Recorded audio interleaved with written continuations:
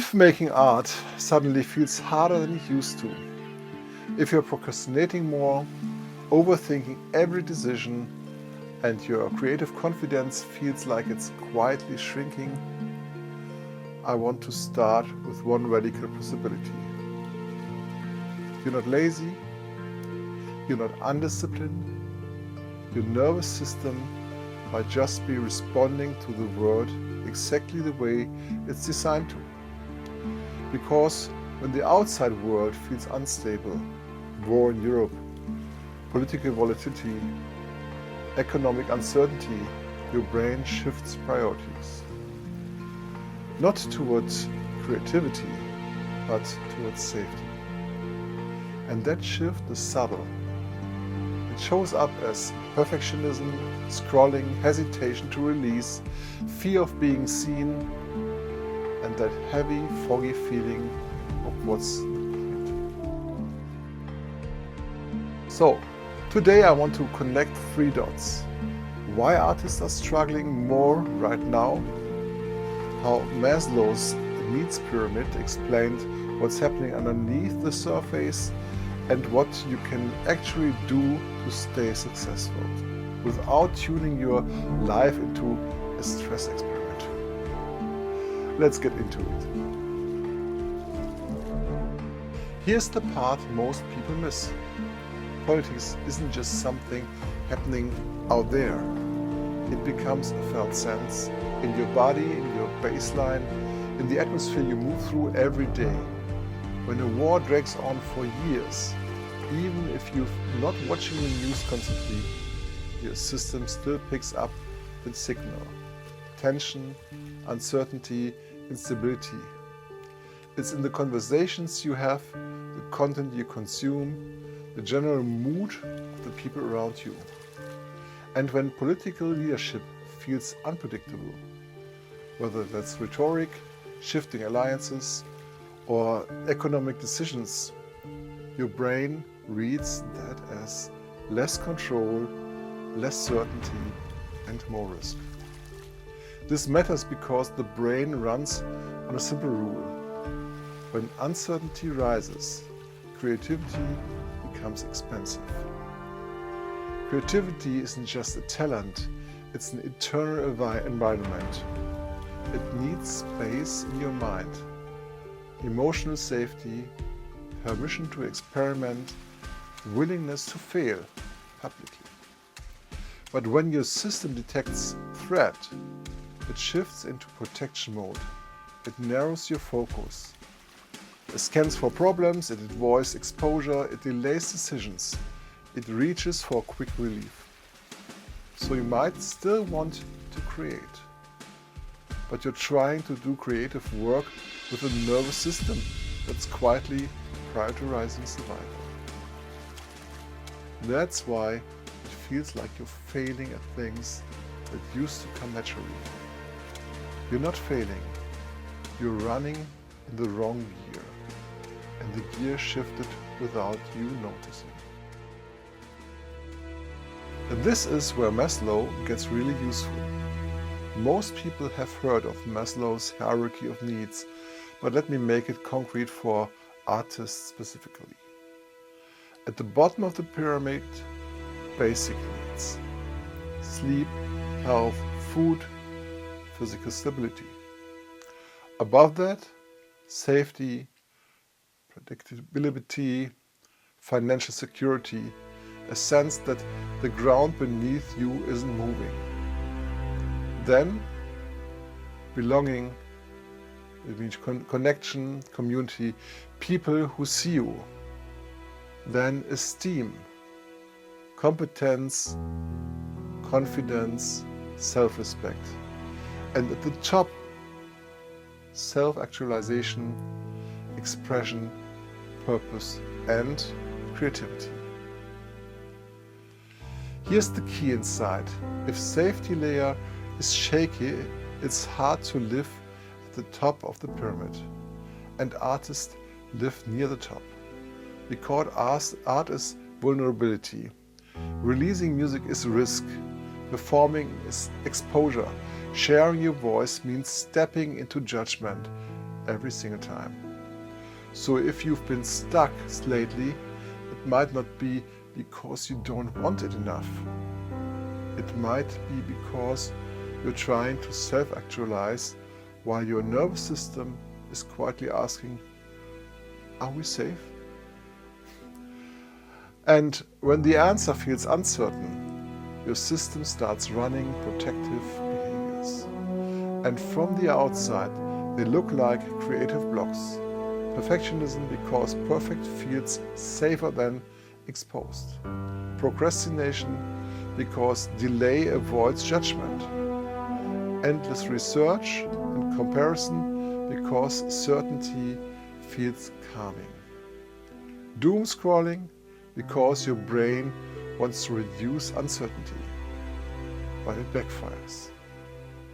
Creative numbness because feelings get turned down when stress runs high. None of this is a character flaw. It's a nervous system strategy. And once you see it that way, something important shifts.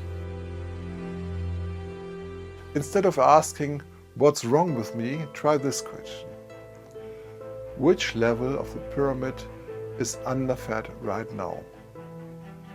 Is it basic recovery, sleep, food, movement?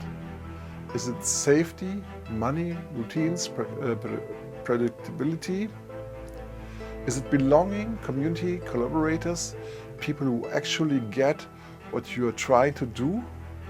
Or is it esteem, self-respect, a sense of competence, trust in your own judgment? This isn't an excuse to stay stuck, it's a map. And a map is infinitely more useful than shame. Because once you know where you are, you can figure out how to move. Now let's talk about what to actually do. Because just keep going isn't a strategy. And push harder is often the fastest route to burnout. Here's a framework that works with your nervous system instead of against it. Step 1. Build a safety floor so creativity can breathe. If the world feels unpredictable, you need something predictable. This is the unsexy part, but it's the part that makes everything else possible. A simple budget, a clear monthly number you can hit, for example. One reliable income stream you can count on. Teaching sessions, mixing, coaching, whatever fits your skill set. That isn't selling out. This is building the safety level of your pyramid so your creative brain can come back online. A lot of artists skip this step and then wonder why everything feels terrifying. The foundation has to come first. Step 2. Use a control circle instead of living on the news cycle. Stay informed matters, but living inside breaking news doesn't create safety. It creates reactivity. So define your control circle. What can you do today? What can you practice, publish, or improve? Focus your energy there. And then a news boundary. A short daily window, maybe a few times a week. And when it's done, you close it. Your art needs nervous system capacity, not a constant feed of thread updates. Step 3. Shrink the public risk into small exposures. If releasing feels scary, don't demand maximum bravery all at once. Use micro-exposures instead. One short snippet, one rough demo, one behind-the-scenes post, one unfinished idea shared in a safe community. Your nervous system learns through experience. It needs evidence that says, I can be seen and I can survive.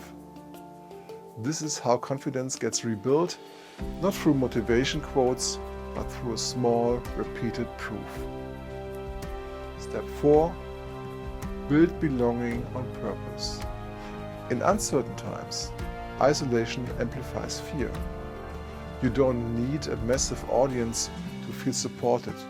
You need a small, real circle, one consistent collaboration, a weekly check-in with 2 or 3 other artists, a community where sharing isn't competition. Belonging stabilizes the pyramid, and stability unlocks output. That connection isn't a nice to have, it's a load bearing. Step 5, separate your own self-worth from your metrics. If your self-worth rises and falls with streams, likes and responses, you will start to fear your own releases. So shift your esteem from outcomes to process. I shipped, I practiced, I improved, I stayed on it, I followed through. Metrics can be useful feedback, but they can't be your identity, because if they are, every release becomes a referendum on your worth. Step 6. Choose meaning over mood. Motivation is fragile and the world feels heavy. Meaning is sturdier. Ask yourself, what is my music for? Especially when things are unstable. Sometimes the answer is to offer truth, to create beauty, to help people feel less alone, to process what words can't reach. Meaning gives you direction, even when inspiration doesn't show up in time. And in heartache seasons, that distinction matters a lot. If you're struggling right now, it doesn't mean you're failing. It might mean you're trying to create from the top of the pyramid, while the foundation is shaking.